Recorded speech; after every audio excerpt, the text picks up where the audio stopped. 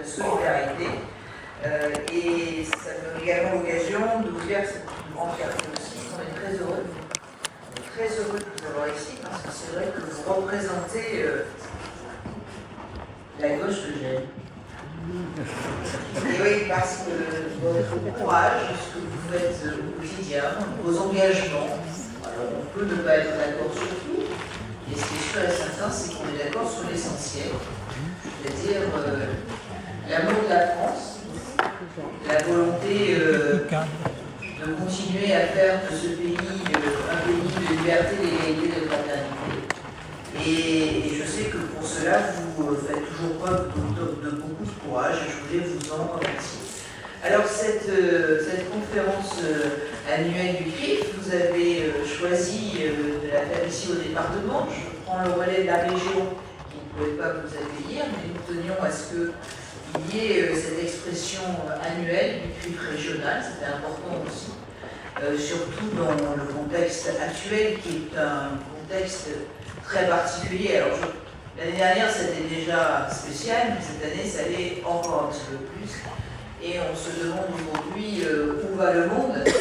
Et ça nous fait un petit peu froid dans le dos. Et je pense, et j'en suis intimement persuadée, c'est qu'aujourd'hui, ici, Monsieur le Premier ministre, dans un territoire qui est un territoire où tout le monde vit les uns à côté des autres, jusqu'à maintenant. Et que les fractures qui peuvent être créées par certains ou par certaines seraient catastrophiques, notamment, et nous avons, si nous n'avons pas l'habitude d'avoir ces fractures qui se font sur notre territoire, parce que les Bouches-du-Rhône, c'est 37 communautés différentes qui vivent les unes à côté des autres. On a tous été élevés avec des personnes qui n'avaient pas obligatoirement la même religion que nous, mais en tout cas, on se respectait les uns les autres, et surtout, on apprenait beaucoup les uns des autres. Et donc, c'est cet esprit qui, au fil du temps, a un peu disparu, et qui a disparu notamment après les émeutes de 2023. Nous avions été relativement épargnés jusque-là, où l'ensemble, où on essayait d'être aux côtés des différentes communautés pour que chacun, je vais y revenir, puisse vivre son culte comme il le souhaite en toute liberté. Et donc, ces événements qui se sont passés dans des conditions absolument dramatiques ont révélé certaines fractures auxquelles nous n'étions pas habitués. Et c'est vrai que suite au 7 octobre, nous avons eu une recrudescence d'actes antisémites, notamment sur notre territoire, qui nous ont particulièrement choqués. Et nous sommes aux côtés de la communauté juive, bien sûr, pour qu'elle puisse continuer à pouvoir vivre en liberté sur notre territoire. Donc c'est aujourd'hui important de pouvoir avoir une parole.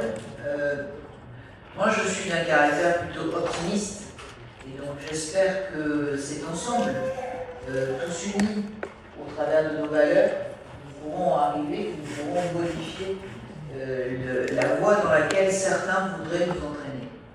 Et donc cette voie, elle est inquiétante.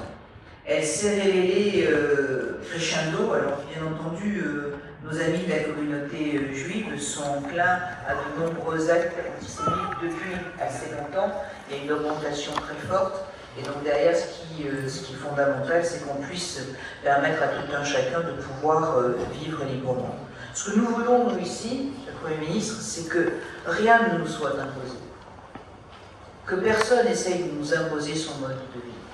Chacun a sa liberté de penser, chacun a sa liberté de croire, et chacun doit pouvoir exprimer, comme vous l'avez fait tout à l'heure dans vos tables rondes, des opinions qui sont différentes, mais chacun doit se respecter l'un avec l'autre. Et ce qui nous interpelle le plus, nous, ici, sur notre territoire, c'est qu'on a l'impression qu'on veut nous imposer certains points de vue.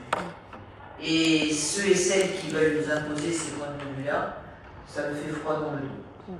Et ceux-là sont, pour moi, des personnes qui sont antidémocratiques. Et nous, ici, les dernières législatives ont été un peu, on va dire, une douche froide, parce que les alliances de certains avec des partis qui sont anti-république, qui sont anti-France, qui sont anti-tout, sauf pour eux, me glace le sang. Et je peux parler, je le dis haut et fort, de la France insoumise. Ne serait-ce que le nom d'insoumis me choque quand on est un parti qui se dit un parti de la République.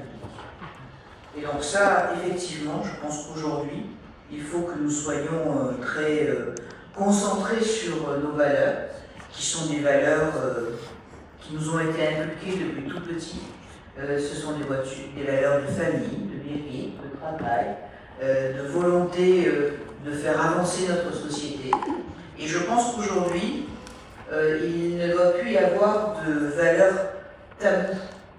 Et qu'à force de renoncement, Monsieur le Premier ministre, que ce soit sur les partis, je parlerai de ce que je connais de la droite et du centre, on se retrouve aujourd'hui dans des situations où on semble être un peu baudé. Et ça, c'est inquiétant. Et donc aujourd'hui, j'ai beaucoup d'espoir dans vos débats. Je suis sûre que de là, on pourra avoir une ligne directrice qui nous permettra à nos enfants et nos petits-enfants d'avoir le choix de vivre dans ce beau pays qu'est la France, pour pouvoir apprendre librement, pour pouvoir entreprendre librement, pour pouvoir se faire soigner librement. Et pour nous, c'est quelque chose qui est fondamental, être accroché à nos valeurs de liberté, d'égalité, de fraternité. Je ne veux pas être beaucoup plus long, Monsieur le Premier ministre, mais en tout cas, un grand merci pour être venu jusqu'à nous. On a même mis le temps aux couleurs de la Manche. Pour pas trop vous perturber. Mais en tout cas, sachez que pour nous, ce que vous faites dans votre engagement au quotidien, eh bien, c'est une grande fierté de vous avoir ici dans cette enceinte qui est l'enceinte de la solidarité, l'enceinte du département des Bouches-du-Rhône. Merci, merci, un grand merci.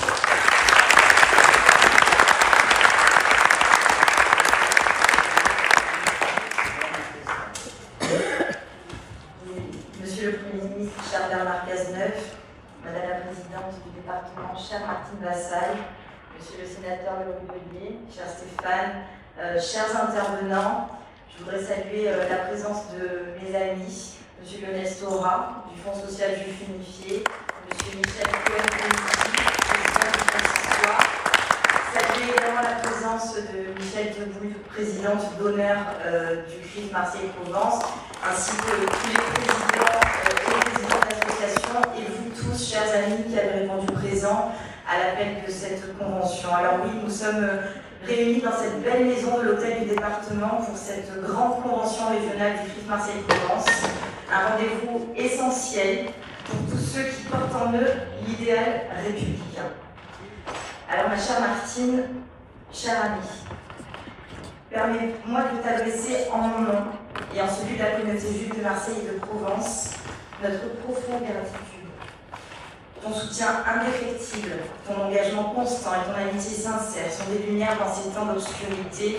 Donc je voulais vraiment appuyer mes remerciements, te dire merci de nous accueillir ici et merci de ton soutien.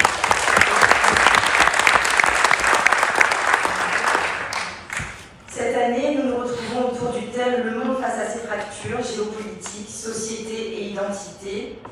Ce titre, choisi face au constat édifiant d'un monde qui trébuche et qui titube sous le poids de ses fractures identitaires, religieuses, civilisationnelles. De l'Ukraine au Proche-Orient, du Sahel à l'Asie, les guerres ne sont plus seulement des conflits de territoire, mais des affrontements de vision du monde. Et tandis que les nations vacillent, entre sursaut et renoncement, une question s'impose. Sommes-nous encore capables de défendre ce qui nous définit? Partout, les lignes de faille s'ouvrent et les certitudes vacillent. L'Europe se découvre fragile. La démocratie chancelle sous les assauts des populismes et la haine gangrène nos sociétés. Nous voyons l'antisémitisme que l'on croyait banni par l'histoire refaire brutalement surface. Nous voyons la haine d'Israël se répandre avec arrogance, prenant l'apparence trompeuse d'un engagement humaniste, alors qu'elle n'est qu'un masque, un leurre, un poison. Dans un monde fracturé, où les démocraties plient sous le fardeau de la haine et du mensonge, aux armes citoyens, était le mot d'ordre qui ouvrait notre matinée de travail. Il s'agissait d'un cri d'alerte, un appel à la vigilance et à la mobilisation contre la désinformation, ce poison insidieux qui gangrène les esprits et menace notre cohésion. Mes chers amis, ce que nous vivons aujourd'hui dépasse une simple montée des tensions. Dans un monde en proie à une lutte existentielle entre la civilisation et la barbarie, je veux dire ici qu'Israël se tient en première ligne, bastion assiégé face à l'hydre de l'islam radical, tandis que l'Occident vacille entre lucidité et aveuglement. Israël est en première ligne de cette bataille qui n'oppose pas seulement des nations, mais des valeurs, des conceptions du monde, une vision de l'avenir, un combat pour la vérité, pour la liberté, pour la dignité humaine. Le 7 octobre a été un choc, une déchirure pour l'humanité, une blessure béante de notre conscience collective. Ce jour-là, l'horreur a frappé sans distinction, arrachant des vies innocentes dans un déchaînement de barbarie. La famille Bibas, symbole de cette tragédie. Ohad Yaloumi, notre compatriote, tous tombés sous le coup de ceux qui haïssent la liberté. Et pourtant, ici même en France, l'écho de cette barbarie résonne d'une manière alarmante. En 2023, la France a enregistré 1676 actes antisémites, un chiffre historique, en hausse de 280% par rapport à 2022.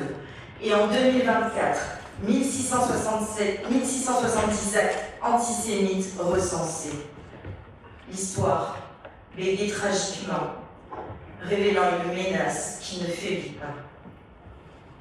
Alors nous sommes confrontés aujourd'hui à une situation où des familles juives cachent leur identité, renoncent à porter la kippa, changent leur nom sur les boîtes aux lettres et effacent toute trace de leur judaïsme pour ne pas être prises pour cible. Alors je pose une question aujourd'hui. Est-ce cela la France que nous voulons? Une France où des citoyens vivent dans la peur, où ils doivent cacher ce qu'ils sont?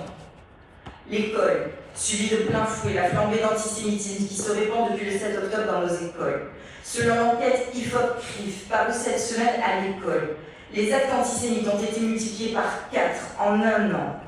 Un élève sur 2 témoigne avoir déjà entendu dire du mal des juifs et un élève sur 4 trouve acceptable des propos tels que sale juif, Hitler aurait pu finir le travail, sale sioniste. Mesdames et messieurs, un enfant sur 4 dans la France de 2024-2025. Comment accepter cela? À l'heure où certains voudraient nous exclure, nous invisibiliser, nous réduire au silence. On l'a évoqué ce matin, ma chère Alexa. Hier encore, à l'occasion de la journée des droits des femmes, des extrémistes islamo-gauchistes ont tenté d'interdire les femmes juives de manifester dans les cortèges, au cri de « cassez-vous », sales sionistes, fascistes, c'est vous les terroristes.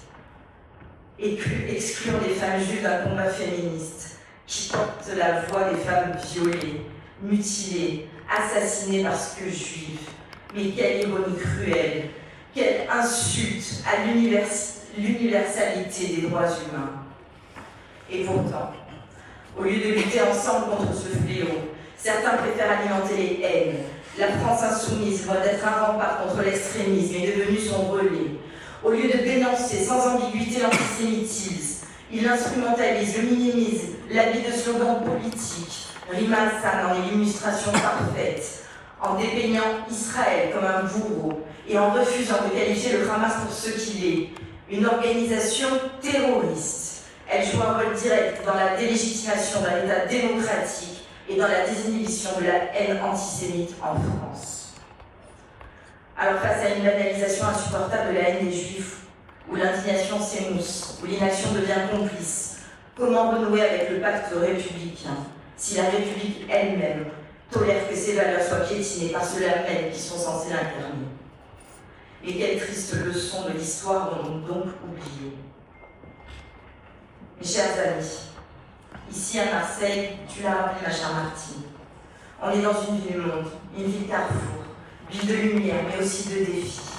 Nous savons que la fraternité n'est pas un vain mot. Marseille a vu naître tant d'intellectuels, d'artistes, d'écrivains qui ont chanté la rencontre et la diversité. Mais cette richesse se fissure si nous ne transmettons pas aux générations futures les principes qui font les grandeurs de la République. Car si la République ne transmet plus ses valeurs, alors c'est l'obscurantisme qui éduque à sa place.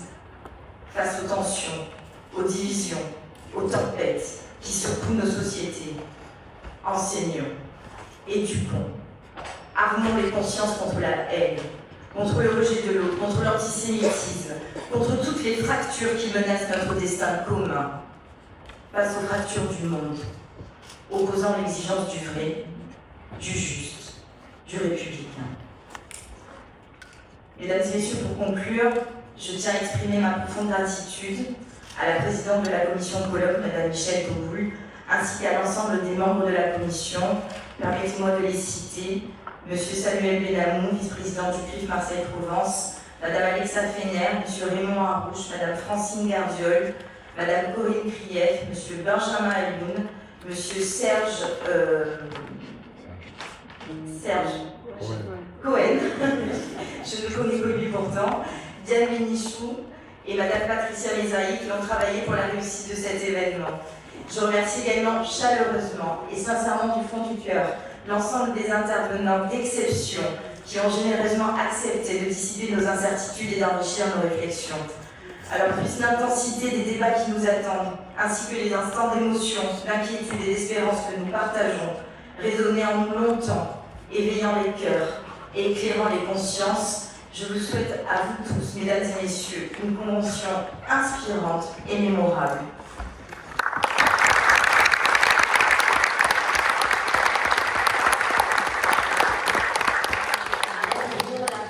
Table ronde en hommage aux victimes israéliennes et à tous ceux qui, depuis le 7 octobre, portent le poids de la douleur.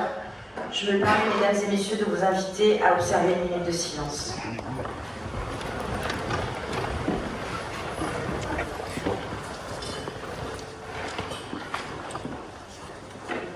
Ma chère Martine, je sais que également tu as d'autres impératifs à 15h15.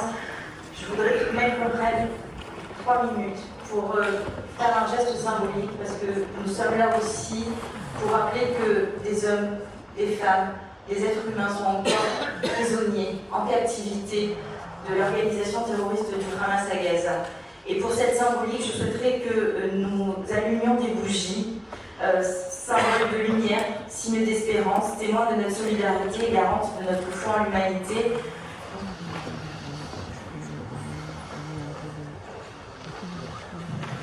Merci mesdames pour ces mots, merci pour ces bougies. Espérons que les otages reviennent tous très bientôt.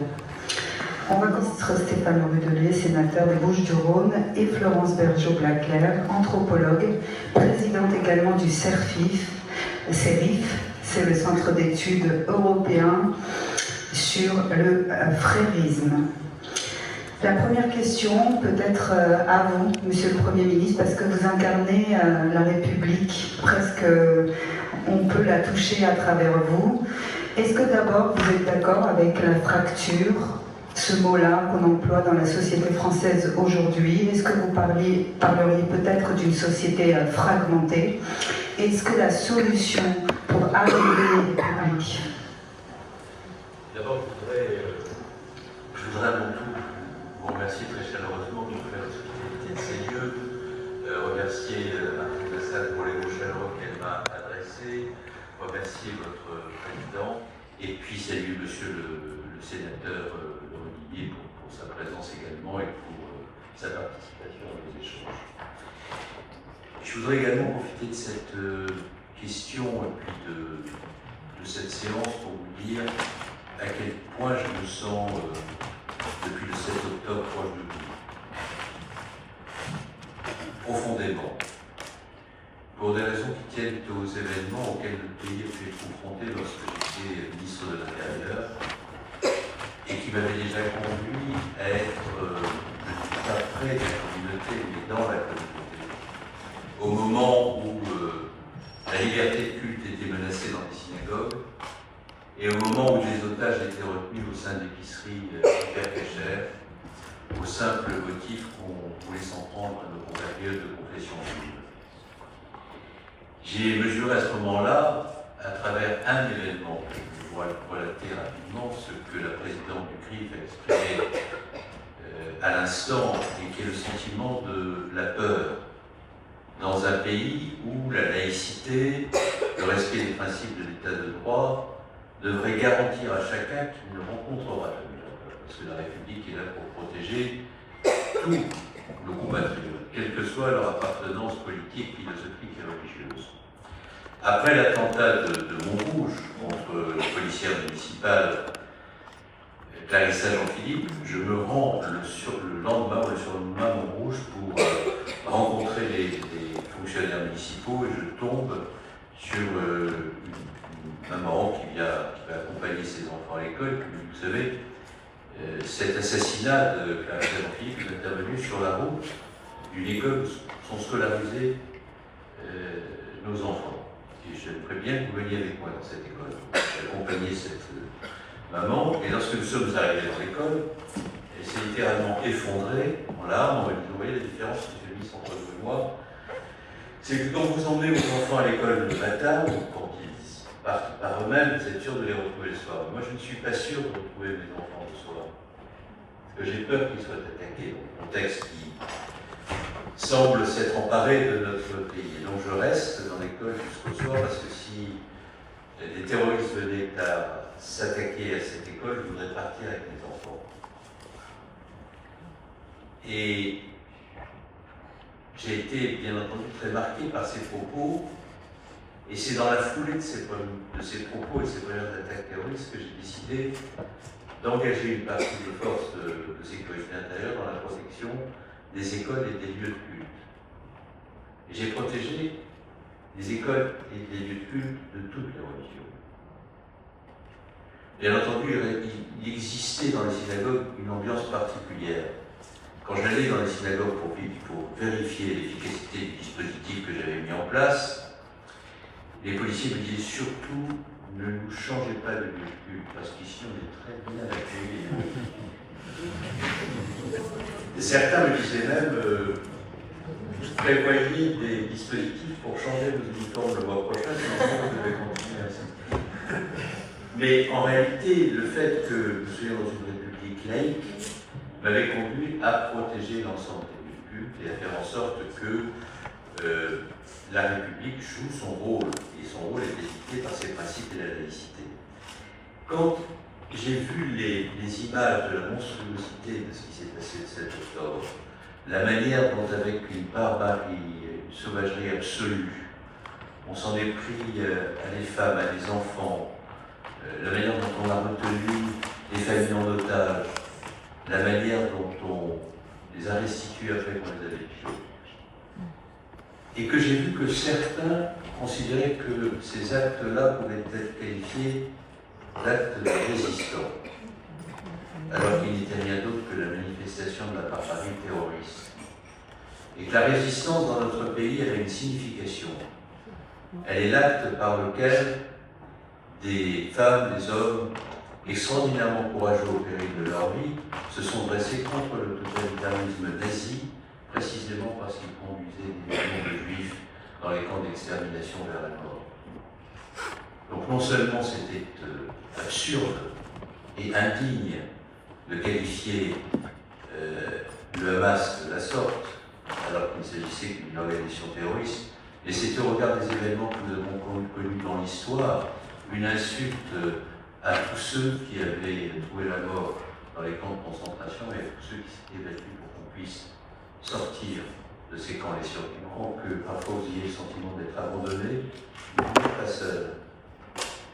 Et non seulement vous n'êtes pas seul, mais il y a d'ardents républicains de toute sensibilité dans la République qui ont envie de prendre tous les juifs de France dans leurs bras.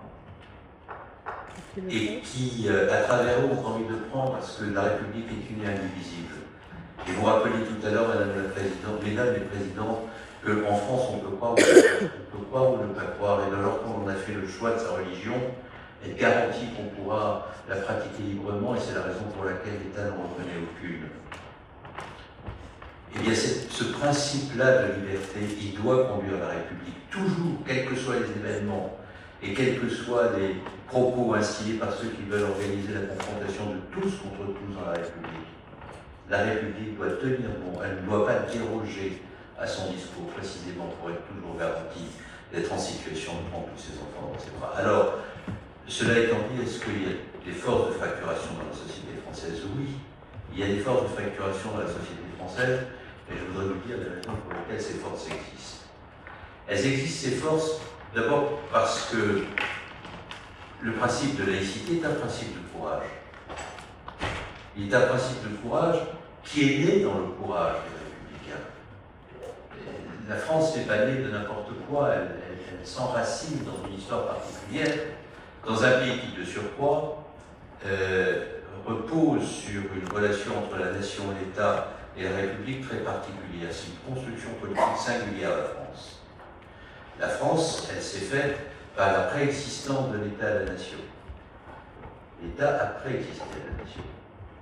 La nation est née d'un grand mouvement, né lui-même des Lumières, et qui a conduit des Français à un moment donné à se dresser, à se coaliser pour la liberté, à travers une révolution qui elle-même comporta sa part de violence.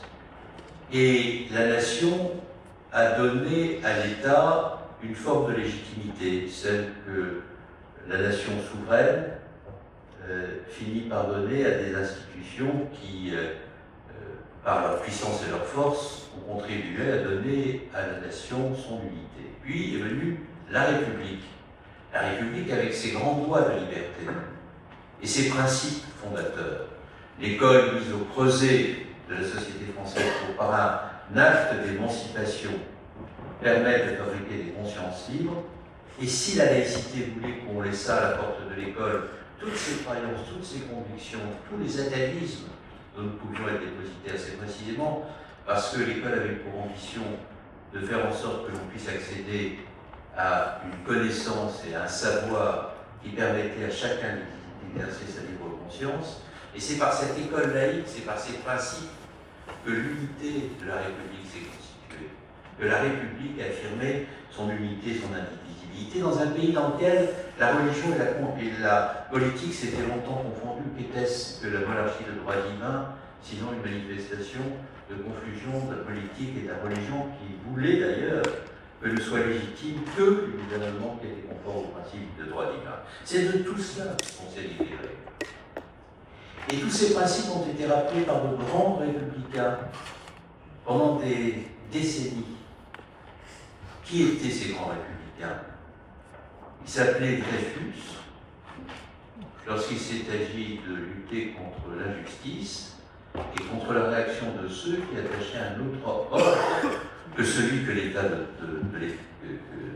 de droit entendait faire de l'injustice la possibilité pour l'antisémitisme de déferler sur la société française. Il s'appelait Léon Blum.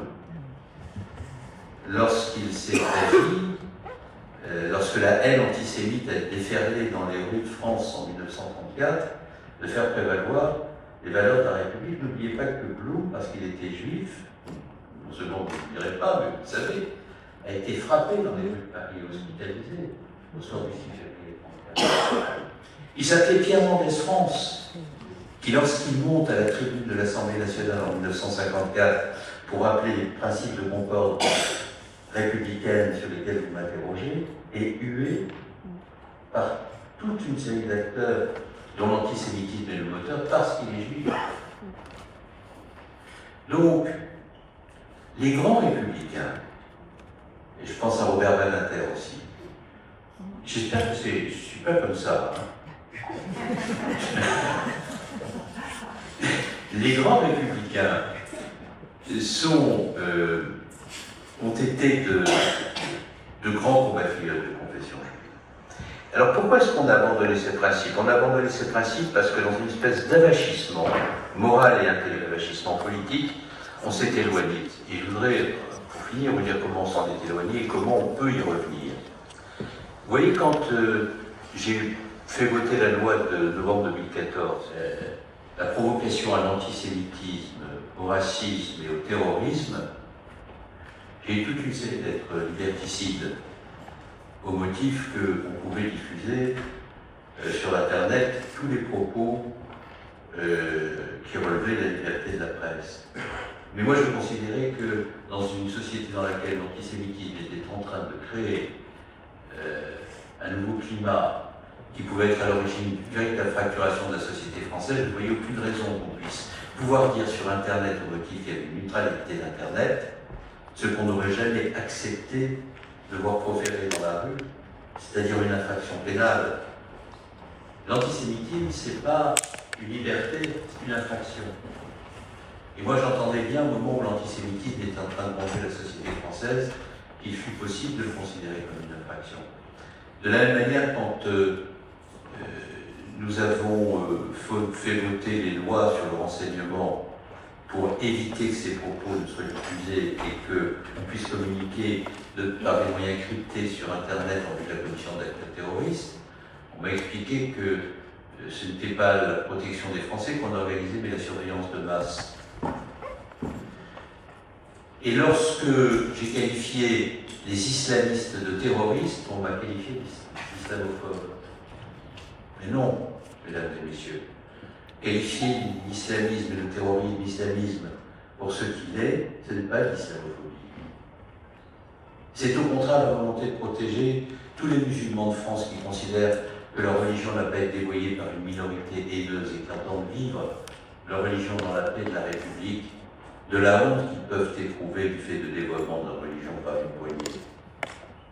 Donc si vous êtes soucieux de la concorde dans la société, si vous voulez protéger les musulmans de la haine qui peut s'exercer à leur encontre du fait qu'une minorité d'entre eux ont dévoyé leur religion en la tournant vers la violence, vous devez dénoncer l'islamisme pour ce qu'il est, c'est-à-dire un totalitarisme, dire que ce totalitarisme n'est pas l'expression de la pensée des musulmans qui entendent rester dans la République, de plein pied, et protéger les musulmans qui sont de plein pied dans la République de la haine qui peut s'exercer à leur encontre.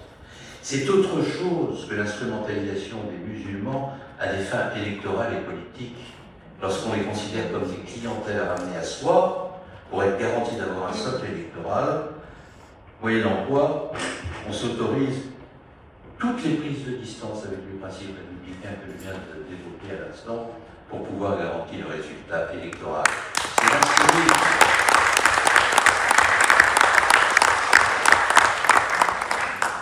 C'est un signe que pour ma part je trouve abject, que je dénonce pour ce qu'il est, et qui, de surcroît, et je le dis à tous ceux qui se sont laissés aller à cette pente, qui traduit un mépris profond à l'égard de nos compatriotes de confession musulmane.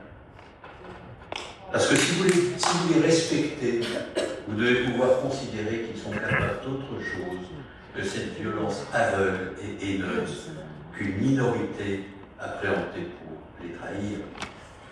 Et donc si j'ai décidé au moment où ma formation politique a choisi de s'allier avec cette organisation, de la quitter, ce n'est pas pour cesser d'être socialiste. C'est pour le demeurer dans l'esprit dans lequel Blum et Mendès France étaient. Parce qu'il n'y a pas de compatibilité entre cet héritage que nous avons en partage et que certains grands esprits ont magnifiquement incarné, des deux Simone Veil, Robert Badinter, sans oublier tous ceux qui nous avaient précédés. Donc, pourquoi est-ce que la fracturation existe? Parce que ce processus d'avachissement intellectuel, politique et moral s'est produit. Et qu'il n'y a plus suffisamment de cœurs ardents et d'esprits déterminés à défendre ce patrimoine que nous avons en partage pour faire en sorte que la République demeure telle qu'en elle-même, c'est-à-dire unie, indivisible et forte de ses principes. Alors, ça veut dire quoi? Ça veut dire qu'il faut qualifier, pour ceux qui sont, ceux qui s'éloignent des principes qui ont fondé la République. Ça veut dire que nous devons être intransigeants dans la lutte contre l'antisémitisme. Nous devons être intransigeants sur les principes de laïcité. Comment peut-on accepter qu'on assassine des professeurs qui transmettent au seul motif qu'ils ont décidé de transmettre à la sortie des écoles, sans réagir? Comment est-ce possible? Et comment est-il possible qu'il y ait suffisamment d'acteurs égarés pour considérer, lorsque l'État décide de mettre en place des dispositifs protecteurs de ceux qui sont vulnérables parce qu'ils sont attaqués, désignés comme des cibles, qu'on puisse qualifier l'État comme une machine à remettre en cause toutes les libertés fondamentales et essentielles. Donc, il faut revenir à ces principes et les affirmer avec une fermeté absolue et une détermination totale. Et il faut que chacun qui s'exprime dans l'espace politique ait conscience du mal qu'il peut faire avec les mots. Parce que finalement, tous ces principes, et je terminerai par là, je ne veux pas utiliser la parole que je viens d'évoquer, ils ont une signification particulière. C'est que la République, c'est une société, une construction politique où domine l'altérité.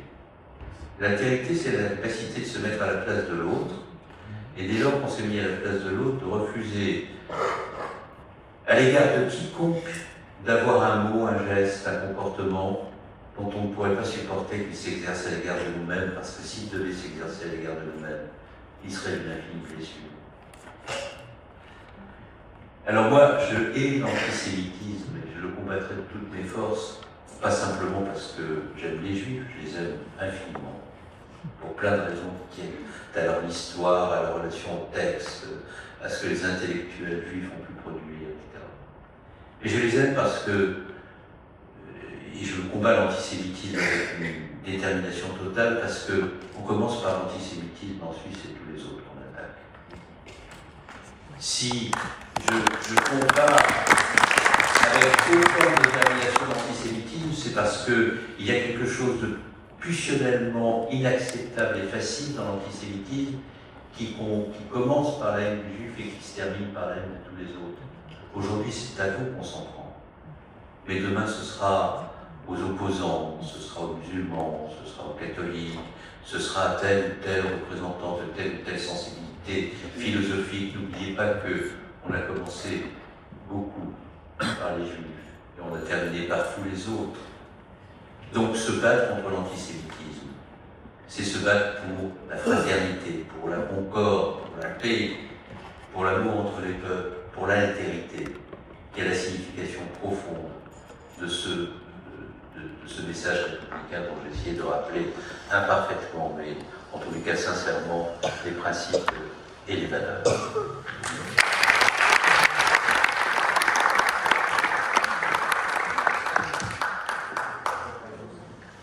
Merci beaucoup, Monsieur le Premier ministre. Peut-être une question un petit peu plus pratique. Vous rappelez là un très joli poème d'un communiste, si je me rappelle bien. C'est aux Juifs qu'on s'attaque, vous dites après ça sera les autres. Vous avez dit aussi que vous n'êtes pas seul. Mais aujourd'hui, la communauté juive, elle se sent vraiment seule. Elle se sent seule dans les manifestations. Il y a la plupart du temps que des juifs qui viennent lorsqu'il y a un acte antisémite ou autre chose, une attaque ou une violence antisémite. Et elle entend évidemment ces mots de la part des politiques. Mais concrètement, pourquoi les autres ne réagissent pas lorsqu'il y a un fait antisémite qui vient aussi salir la République? Et moi, je vois bien ce qui monte. Mais je n'en doute pas pour autant que vous êtes seul, parce que lorsqu'il y a une manifestation, il y a certes ceux qui montent, mais il y a tous ceux qui n'ont jamais manqué. Il y a des parlementaires, des responsables politiques, des maires de toutes sensibilités qui sont à vos côtés pour des raisons qui tiennent au fait que nous sommes une majorité d'élus républicains, au sens où ils sont en partage l'amour de la République, ils se manifestent à vos côtés lorsque des événements tragiques se produisent. Quand il y a eu les attentats de janvier 2015, nous étions des millions dans les rues de Paris. Et nous avons été capables de cela.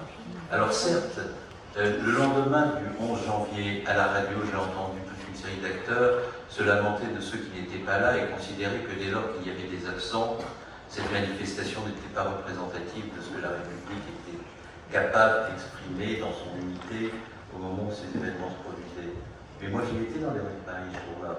Quand je suis descendu de ma voiture et que j'étais accueilli par les policiers qui me protégeaient, qui tenaient au contexte, il y avait des milliers de Parisiens aux fenêtres des immeubles de Paris qui se sont mis à applaudir les policiers qui étaient là, et ces milliers de Parisiens qui n'étaient pas tous de ma sensibilité politique, ils étaient très loin de penser que la police tue.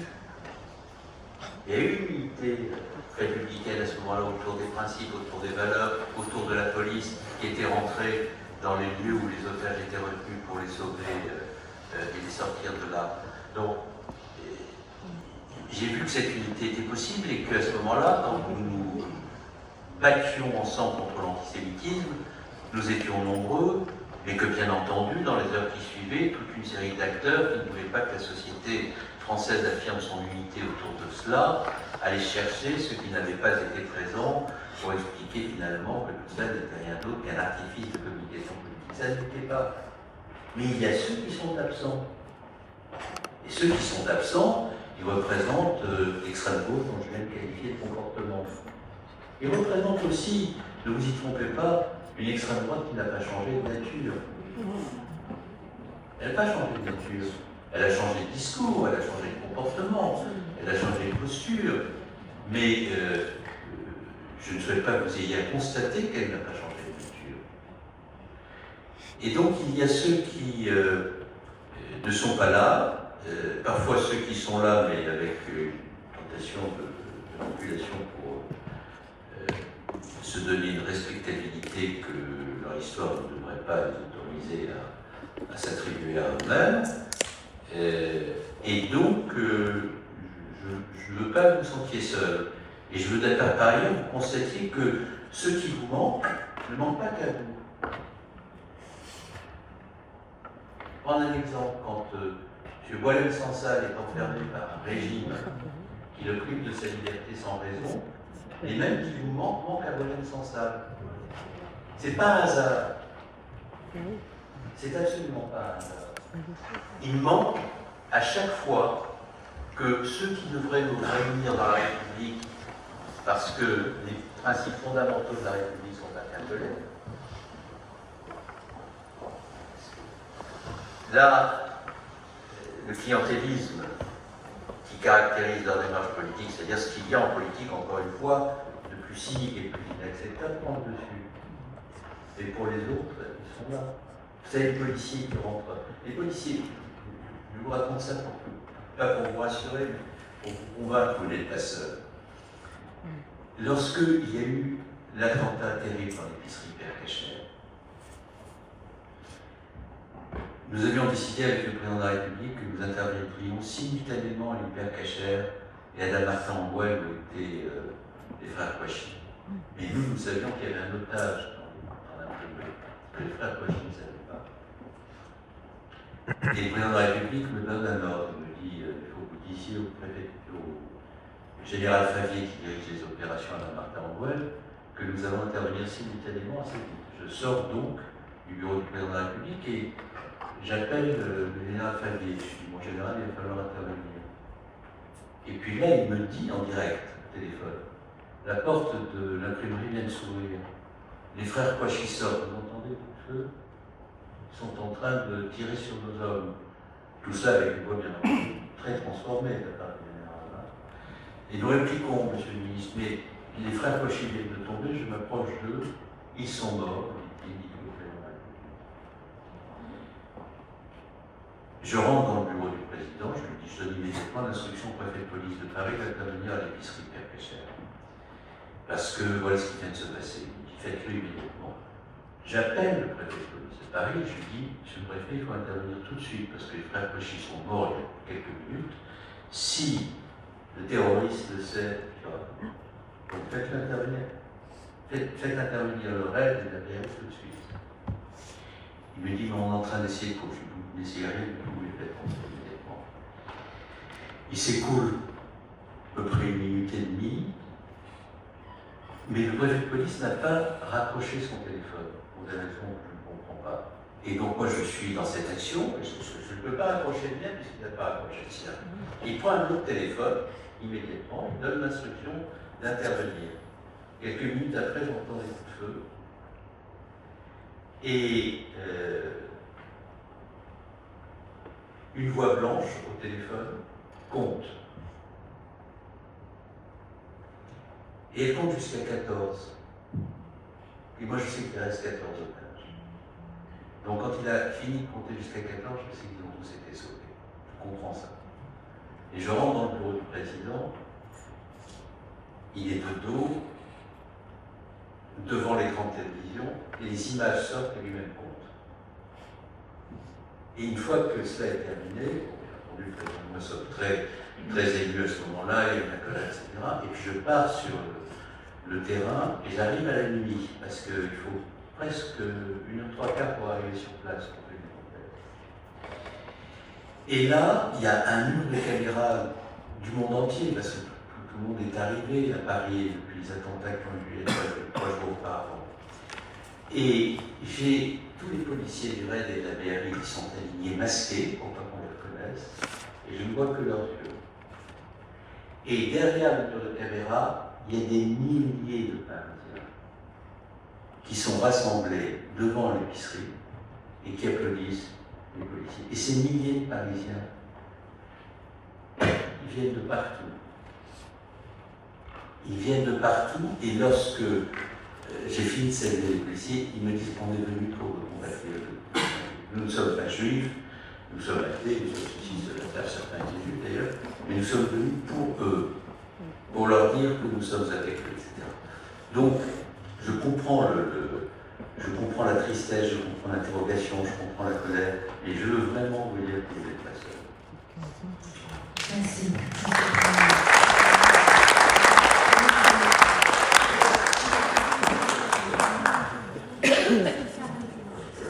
On parlait des fractures en interne, on va dire au sein de la République, mais il y a des fractures aussi qui viennent parfois de l'extérieur.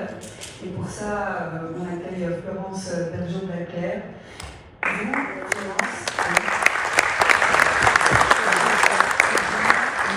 vous parlez depuis longtemps d'une certaine ingérence étrangère que vous vivez d'ailleurs personnellement. Encore tout récemment, une de vos conférences a été annulée sur le freudinisme et ses réseaux à Lille. Des entraves à la liberté d'expression au pays des Lumières. Est-ce que vous pourriez nous définir comment la nébuleuse des frérismes est entrée à l'intérieur de la République française et a diffusé aussi une certaine idée de l'antisémitisme? Merci madame. Bonjour mesdames et messieurs, monsieur le Premier ministre, madame la présidente de région, monsieur le sénateur. Merci de départ. Merci aussi aux forces de l'ordre qui sont présentes. Merci aux deux policiers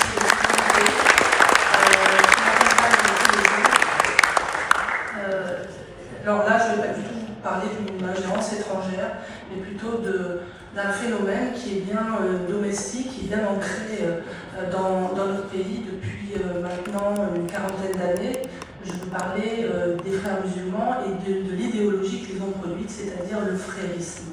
Alors j'ai amené quelques diapos pour vous montrer l'essentiel de ce mouvement. Alors évidemment, très brièvement, le développé étant dans le livre que vous voyez s'afficher, Le frérisme et ses réseaux, l'enquête, qui a déjà 2 ans. Il y a au mois de décembre 2024, si je me souviens bien, le directeur des renseignements territoriaux, M. Chamoulot, a fait une déclaration dans Le Monde expliquant qu'il y avait donc 2 menaces. Ces 2 menaces ont été reprises par le ministre de l'Intérieur. Il y a donc le narcotrafic et l'islamisme. Et quand on lui demandait des précisions sur la question islamiste, il parle bien des frères musulmans et de leur volonté d'instaurer un califat. Et je peux vous dire que ça fait à peu près 30 ans que je travaille sur le sujet et que pour la première fois, le mot a été lâché. Califat. C'était le grand mot tabou, c'était le mot qu'il ne fallait pas prononcer à l'université, c'était la dimension du clan, des frères, qui est absolument essentiel pour comprendre ce mouvement. Alors, on pourrait dire que le mouvement des frères musulmans, c'est l'autre djihadisme. C'est le djihadisme qui ne se voit pas. C'est une guerre larvée, c'est de la subversion. Ça n'est pas une guerre qui vient confronter l'ennemi, comme on l'a vu, on l'a entendu avec les mots du Premier ministre, les frères Kouachi et les djihadistes qu'on connaît. Ceux dont je parle, je vais vous les présenter par leur allure physique. Vous voyez ici sur la gauche, donc un extrait du congrès de l'Union des organisations islamiques de France, qui est devenu donc Musulmans de France, à l'occasion du plus grand rassemblement hors du monde musulman qu'ils organisent donc chaque année. Ils se sont arrêtés au moment du Covid, mais je crois que ça va reprendre. Donc vous les voyez, les frères musulmans, costume, cravate, souriants, la barbe bien taillée, des gens qui sont capables de rassembler dans un même lieu l'ensemble en fait des composantes de l'islam de France, des plus radicales jusqu'aux plus modérés. Ce sont aussi les frères musulmans qui reçoivent maintenant les différentes composantes du Conseil français du culte musulman chez eux. Je pourrais dire, si je voulais être rapide, que le champ religieux islamique français est désormais frérisé, c'est-à-dire sous l'influence des frères musulmans.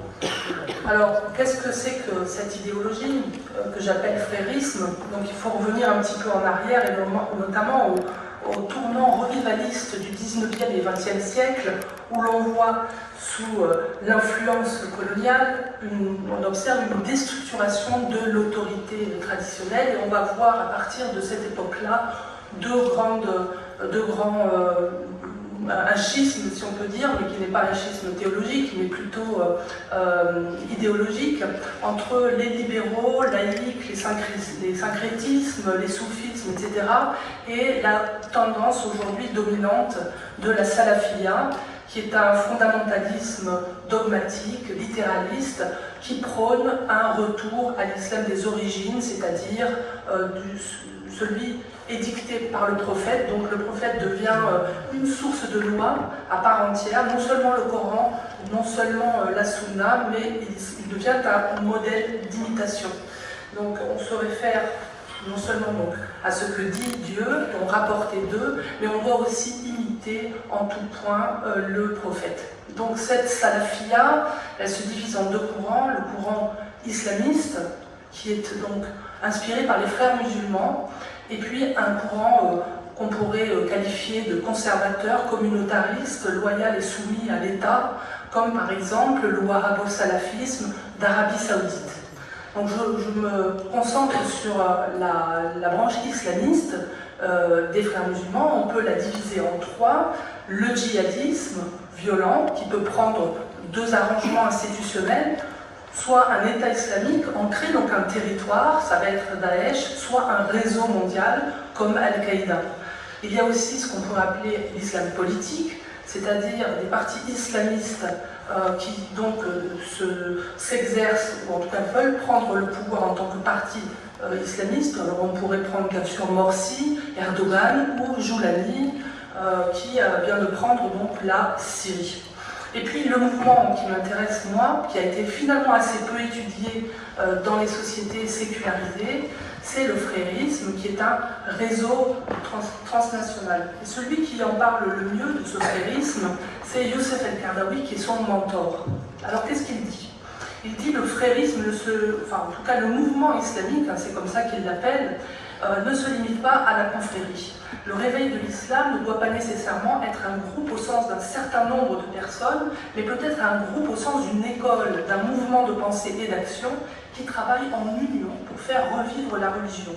Le mouvement islamique, selon lui, n'a pas de frontières, et bien qu'il soit islamique dans sa source, son orientation, ses principes et ses objectifs, il adopte les méthodologies et les moyens qu'il juge appropriés pour servir sa religion et l'établir sur la terre en fonction, et c'est ça qui est important, de l'époque, du lieu et des conditions. Autrement dit, ce sont des salafistes du texte et du contexte.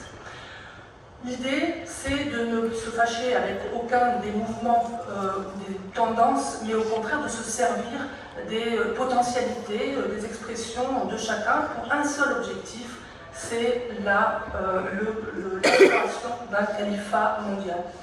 Donc pour moi, ce n'est pas une école théologique, c'est un système d'action, c'est ça que j'apporte, disons, à la connaissance de ce mouvement, qui cherche à conduire tous les courants de l'islam pour mettre en marche un grand mouvement islamique mondial qui aura pour mission l'instauration d'un califat. Et ça, c'est très important. Un califat, c'est évidemment pas les ruines du califat de Raqqa, c'est la société islamique moderne sous la charia. de sorte qu'on peut distinguer la société musulmane et la société islamique. La société musulmane est comporte majoritairement des musulmans en majorité. La société islamique peut très bien fonctionner avec des musulmans en minorité à partir du moment où elle impose finalement ses règles.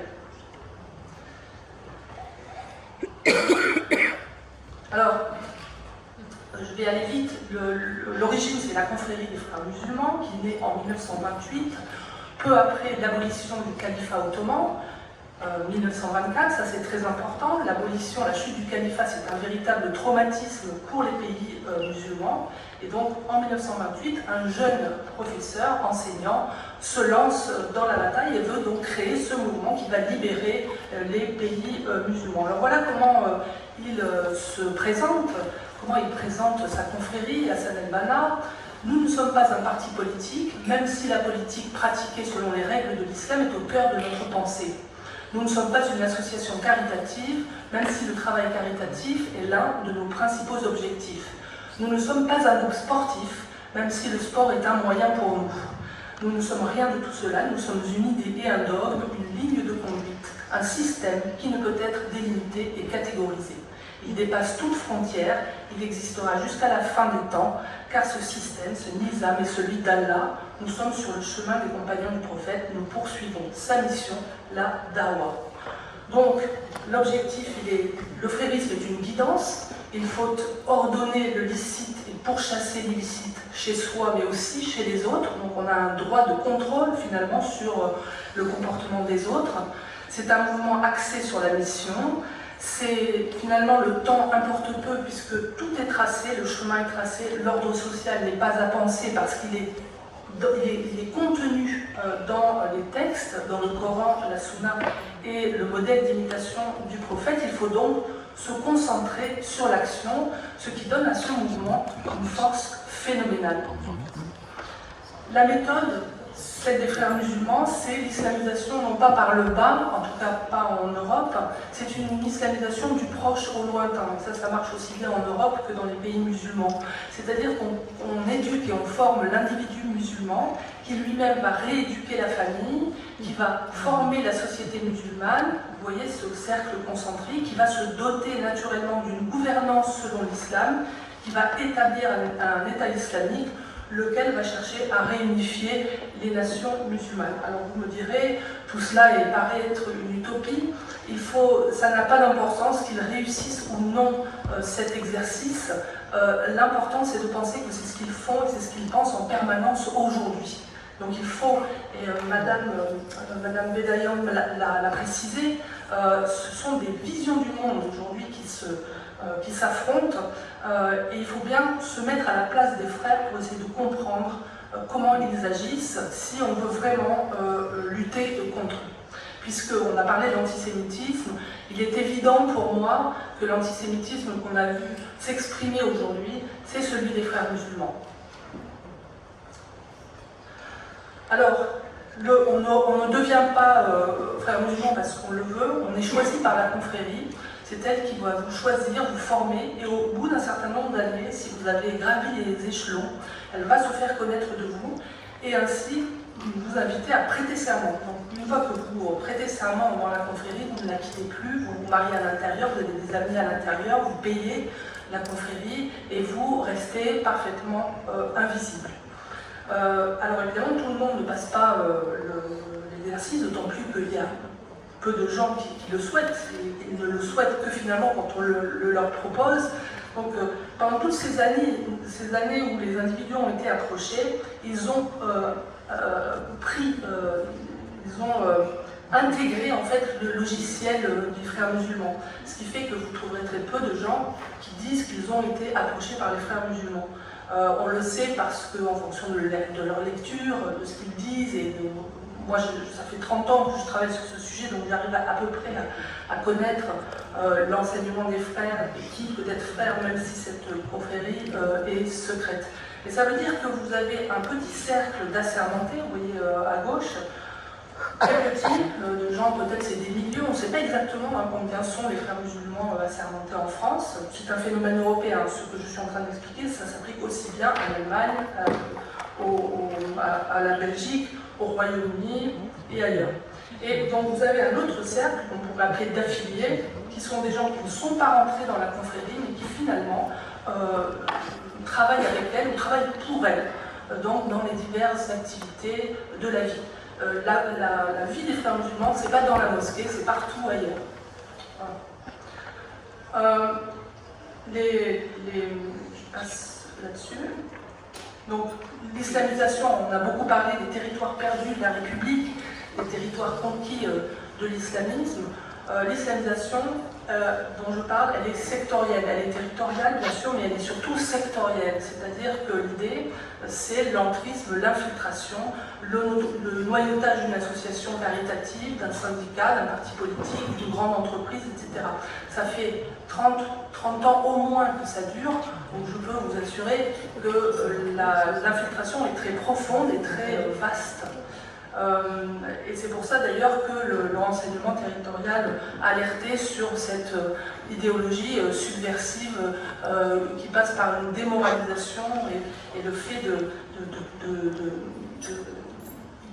comment dire, d'abîmer en fait les structures sociales.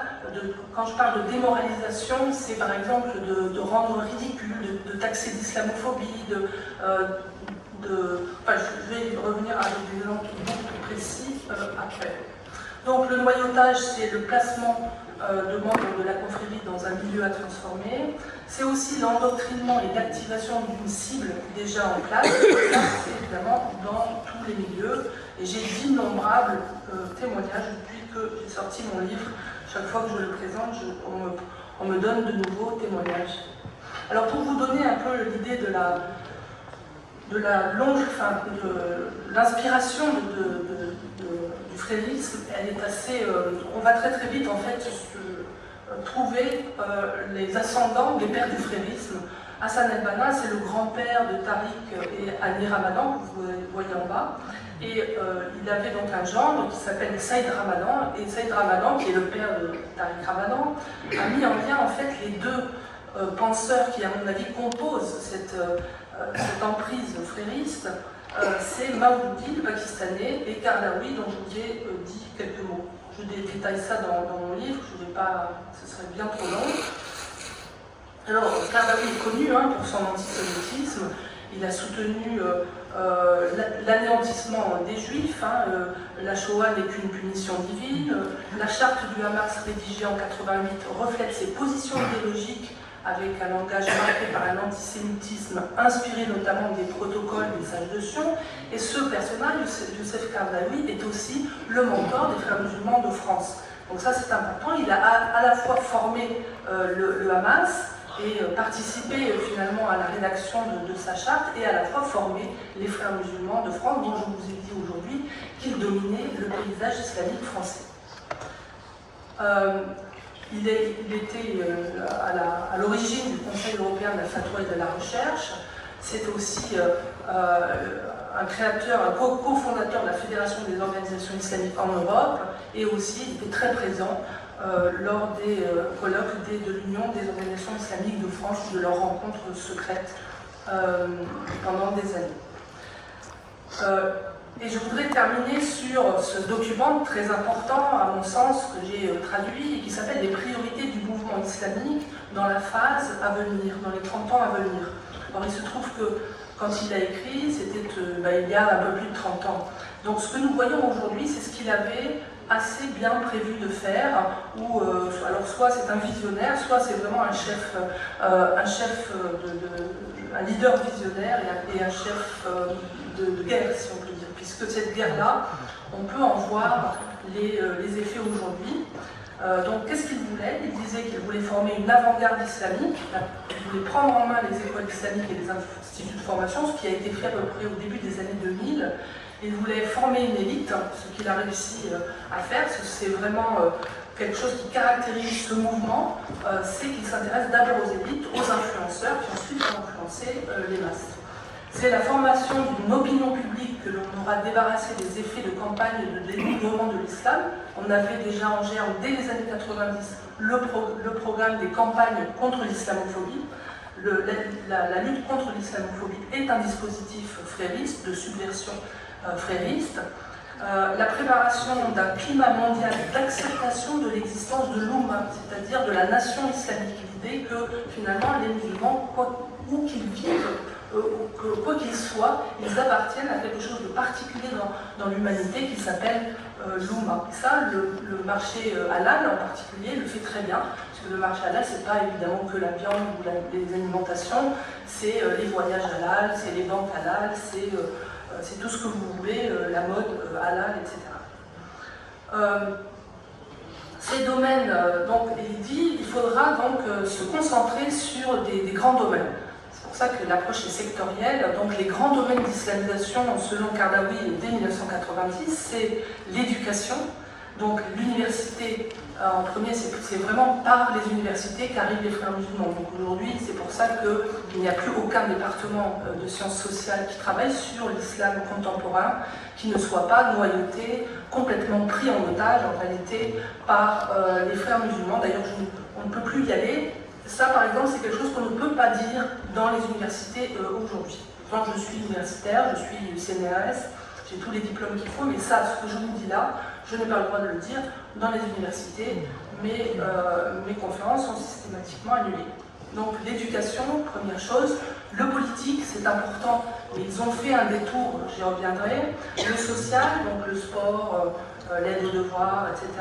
L'économie, le marché halal pèse aujourd'hui des milliers de milliards de dollars par an. Le djihad, c'est-à-dire c'est quelque chose que les frères musulmans pensent non pas de façon violente, la violence ne les arrange pas parce que ça crée des problèmes, la police vient, les comptes bancaires sont fermés, etc. Donc ils évitent les confrontations. Mais lorsque les attaques se produisent, eh bien, ils mettent en place leur dispositif de cri à l'islamophobie et finalement ça devient quelque chose de rentable, d'avantageux pour eux. La communication, on a Al Jazeera, on a AJ+, la petite sœur qui est à la fois une chaîne woke qui rend nos jeunes, qui fait du cerveau de nos jeunes de la bouillie, et à la fois une chaîne pro-islamiste. Il y a toujours deux temps, c'est d'abord détruire, ensuite reconstruire selon les règles de l'islam. C'est le haram et ensuite le halal. Et puis les sciences électives, ça s'appelle l'islamisation de la connaissance, et ce projet-là qui existe, c'est pas une formule que j'ai inventée, c'est celle des frères musulmans dès les années 80. Islamiser la connaissance, ça veut dire prendre les universités, les facultés et recomposer ce savoir scientifique, mais dans le cadre de l'islam. Et Tariq Ramadan en était un des plus grands passeurs. Et pour finir, donc on a ces classes de missionnaires dont rêvait Youssef El-Kardawi, dont maintenant on voit le résultat. Donc une élite cultivée, c'était le premier groupe vers lequel il voulait orienter son influence. Le féminisme islamique, qui est, on peut dire, une créature de Youssef El-Kardawi mise en scène par Tariq Ramadan. Donc il faut former des femmes leaders islamiques dans les domaines de la mission, de la philosophie, des sciences, de la littérature et de l'éducation. La femme des frères musulmans ne reste pas à la maison. C'est la raison pour laquelle elle se voile, parce qu'on peut l'envoyer à l'université, elle peut s'instruire, mais toujours dans le cadre de l'islam, l'objectif étant la transmission aux enfants. Les banquiers et les commerçants ne doivent pas se contenter de construire des mosquées, nous dit-il. Il faut qu'ils érigent des centres d'affaires. Et c'est le modèle aujourd'hui qu'on voit venir. Ça fait d'ailleurs un petit moment qu'il existe, puisque c'est le premier modèle que moi j'ai rencontré quand j'ai rencontré les frères musulmans en 1992. Ils appelaient déjà ça un centre islamique et non plus une mosquée. Aujourd'hui, la plupart des demandes de mosquées ne sont pas des demandes de culte, ce sont des demandes d'espace pour mettre à l'intérieur donc un institut islamique qui ensuite a vocation à s'étendre et à rayonner dans le quartier. Et enfin, les enfants, l'éducation inspirée de soufisme. Vous voyez de très beaux exemplaires à la FNAC. Si vous allez à la FNAC, vous voyez donc des exemplaires de livres où les enfants n'ont pas de visage et où on apprend donc à penser le quotidien en fonction de Dieu et de ce qu'il permet ou ce qu'il ne permet pas. Voilà, j'ai fini, j'ai été un petit peu long, mais il fallait un peu mettre de la substance.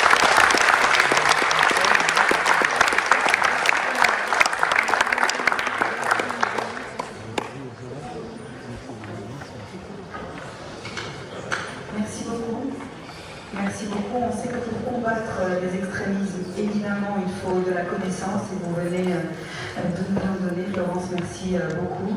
De la connaissance, mais aussi utiliser une arme de la République, la loi. Et on va en parler avec vous, monsieur le sénateur Stéphane Le Rudulier, sénateur des Bouches-du-Rhône. Merci d'être là. Vous avez décidé de déposer un projet de loi sénatorial avec votre collègue Roger Carucci, en ayant travaillé aussi, il faut le dire, avec les avocats de la commission droit et justice du CRIF Marseille-Provence, parce que vous voulez durcir la lutte contre l'antisémitisme et criminaliser l'antisionisme, parce que pour réduire peut-être cette fracture qui se trouve au sein de notre société française, surtout post-7 octobre, il faudrait que la justice soit beaucoup plus forte, et que la force soit juste, comme disait, on va dire, Pascal. Oui, merci. D'abord, je voudrais remercier Monsieur le Premier ministre et Madame la professeure d'avoir accepté de partager cette table ronde, remercier la présidente du département, chère Martine, de son accueil, et également la présidente du CRIF, chère Fabienne, de cette invitation. Si vous permettez, je vais peut-être articuler mon propos, parce que j'ai travaillé un peu cette table ronde, sur le fait que, effectivement, le Premier ministre l'a dit, on est en train de remettre en cause certains principes républicains. Et dans ces principes républicains, il y a la notion de laïcité. Et je me suis interrogé globalement, historiquement, d'où vient ce terme laïcité et que faudrait-il pour compléter notre loi fondamentale afin qu'elle puisse être pleinement, que ce principe puisse être pleinement opéré. D'abord une chose, quand on parle de laïcité, c'est un mot valise aujourd'hui, qui fait l'objet de toutes les formes d'instrumentalisation, et je dirais même qui hystérise les débats dès qu'on l'aborde. La laïcité, c'est d'abord et avant tout un principe juridique. Un principe juridique qui a toujours eu besoin, dans l'histoire de la République française, d'être complété. Et on voit bien que ce concept mérite d'être complété et de manière beaucoup plus fréquente dans l'histoire contemporaine de la loi, puisque depuis 2004, il y a eu 4 précisions législatives sur la laïcité, et j'y reviendrai. Mais c'est d'abord et avant tout un principe juridique qui prend son essence sur la loi de 1905, où elle trouve sa dimension juridique, même si, et ça c'est très important, si vous lisez la loi de 1905, à aucun moment n'apparaît le mot laïcité. Et c'est un principe central de notre système républicain, selon lequel l'État n'est pas fondé à intervenir dans le domaine de la foi, et tout au contraire, c'est ce que dit la loi de 1905, doit garantir les droits et libertés de chacun, et ce, quelles que soient ses croyances. Ça, c'est le premier point. Mais je ferai 2 remarques quand vous lisez cette loi de 1905 qui me paraissent intéressantes. Pareil, une révolution douloureuse pour ce qui concerne l'Église catholique par rapport à cette loi de 1905, puisque l'Église catholique avait pour habitude d'intervenir dans l'organisation de l'État. Mais le deuxième point qui me paraît essentiel, c'est la négation dans la formule de l'article 2 de la loi de 1905. La République ne reconnaît aucun culte. C'est pas la République reconnaît tous les cultes, ne reconnaît aucun culte. Il y a déjà une invitation à travers cela à se dépouiller, en fait, dans l'espace public, de nos particularités culturelles, voire religieuses. Le deuxième temps, et ça c'est très intéressant, nous arrivons en 1946, c'est la naissance de la 4e République, et le Premier ministre a dit, première fois qu'on définit la République sur une forme de caractère indivisible, laïque, démocratique et social. Très important. Et la 5e République reprendra dans son article 1er cette particularité avec une place tout à fait singulière. L'article 1er, c'est celui qui est après le préambule, mais avant le titre 1 de notre Constitution, et c'est justifié par le fait qu'il énonce en fait les caractères de la République, ce qui en fait est notre ADN, notre identité constitutionnelle, et qui s'impose même aux législateurs. Et puis, je voudrais dire que ce caractère démocratique de notre République suppose que chacun puisse exercer en fait son rôle de citoyen indépendamment de ses croyances. C'est le principe de laïcité qui est un élément démocratique. Mais cela veut dire aussi une chose, c'est que ce principe de laïcité, c'est un principe de conciliation.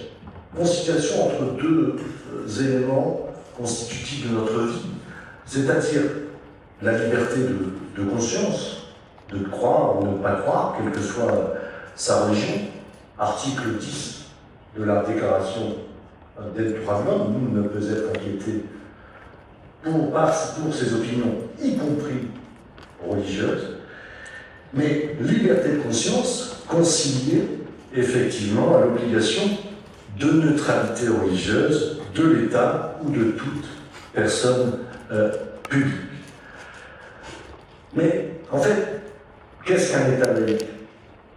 C'est un État qui est areligieux, mais sans être anti-religieux. Je pense que ça, c'est essentiel. La laïcité, effectivement, n'a pas vocation à se substituer à la foi religieuse. Il n'y a pas de religion républicaine. Et ce principe de laïcité, en parallèle, ferme la voie à tout projet concordataire, mais n'interdit pas, et ça je pense que c'est essentiel, le dialogue entre les religions et avec l'État. Une fois que j'ai dit ça, je vous ai parlé de la dimension juridique de la laïcité.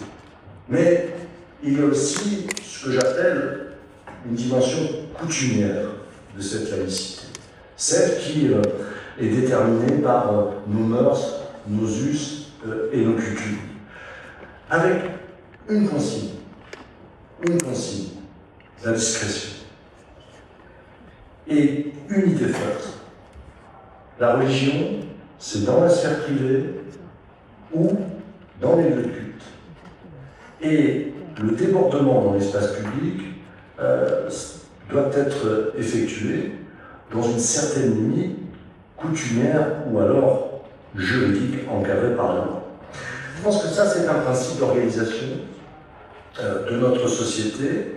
C'est pas une norme qui contraint, rien n'est écrit juridiquement, mais un principe d'organisation qui met en avant ce qui nous unit plutôt de tous ceux qui pourraient nous diviser, et qui a une dimension philosophique et pédagogique en lien étroit avec les principes et notre devise républicaine. Et je pense que ça c'est essentiel, le Premier ministre en a touché deux mots, l'éducation. Le lien avec la liberté, oui, il y a un lien avec la liberté.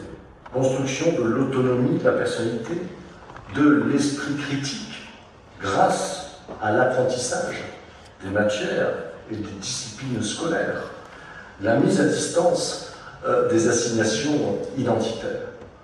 Laïcité, donc lien avec la liberté. Laïcité, lien avec l'égalité. Je pense que ça c'est très important. C'est l'appartenance commune à une nation et le partage de la citoyenneté avec des droits et des devoirs. Et enfin, le lien avec la fraternité, une sorte d'empathie qui nous conduit à privilégier ce qui nous rassemble, ce qui nous divise. Et depuis 1905, la laïcité, par cette déclinaison en principe philosophique, d'organisation ou encore pédagogique, a permis de bâtir l'unité nationale, en brassant et non en fragmentant. en valorisant tout à chacun en sa qualité de citoyen et non comme membre d'une communauté. Et je pense que ça, c'est essentiel. Et c'est en fait un pacte de discrétion dans l'espace public de sa foi, de son appartenance à une communauté religieuse, une espèce de mise entre parenthèses, dès lors qu'on est dans l'espace public, de ses convictions, de ses pratiques religieuses. C'est en fait la recherche de la culture du commun. Mais une fois que j'ai dit ça, on voit bien que la laïcité aujourd'hui, c'est en quelque sorte la bête noire de toutes les formes d'intégrisme, parmi du frérisme tout à l'heure, à l'abri, soi-disant, d'une liberté religieuse. On va faire prévaloir la loi du groupe sur celle de la nation, et dont l'objectif est quand même de nature assez politique.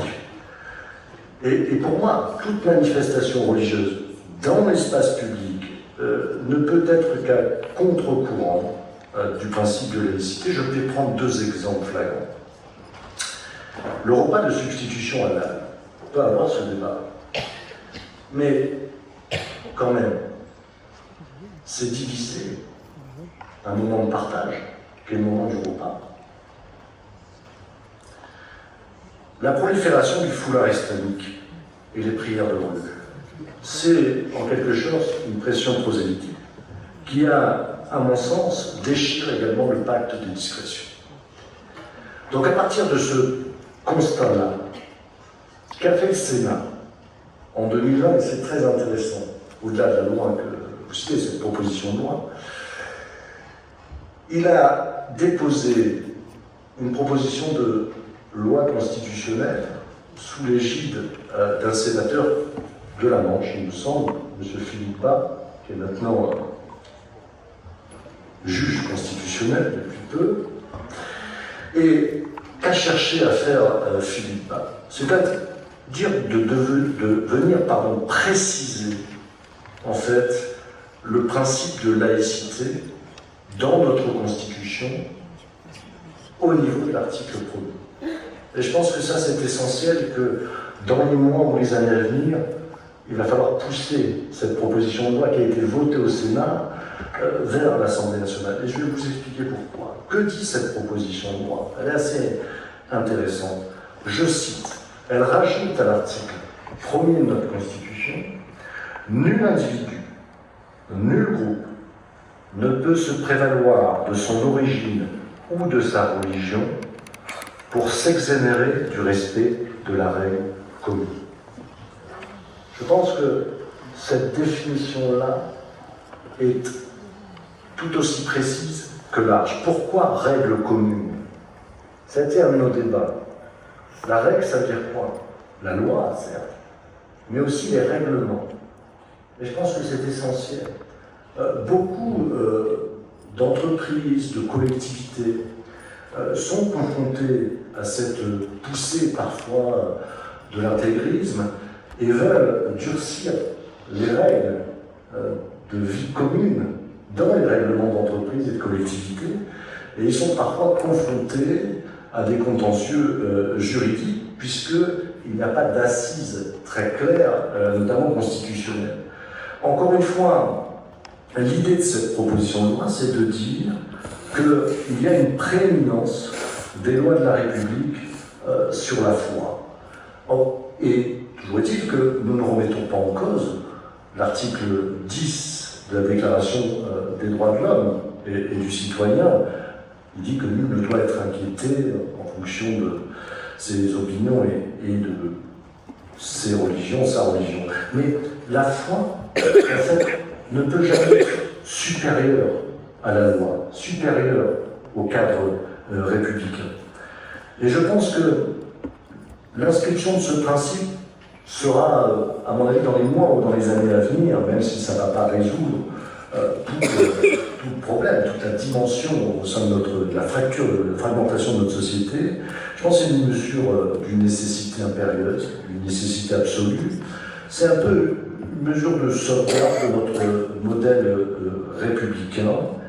Et je pense sincèrement que pour répondre fracture et cohésion, oui, la société est fragmentée, mais il peut y avoir une réponse juridique, une réponse constitutionnelle. Je pense que la meilleure réponse, c'est la laïcité, c'est la définition de la laïcité. C'est une méthode simple pour résoudre ce défi de la cohésion sociale. Elle a été inventée par là pour que les antagonismes religieux et philosophiques, qui par nature opposent les hommes, ne les empêchent pas de vivre ensemble. Et je pense que ça, c'est très important de garder cela à l'esprit. Il faut que tout maire, tout proviseur, tout directeur d'hôpital, chef d'entreprise, responsable de club sportif, dirigeant associatif, organisateur des transports publics, tout Français sache comment réagir dans toutes circonstances de la vie sociale où certaines revendications religieuses, communautaires s'expriment. Voilà, j'en ai terminé.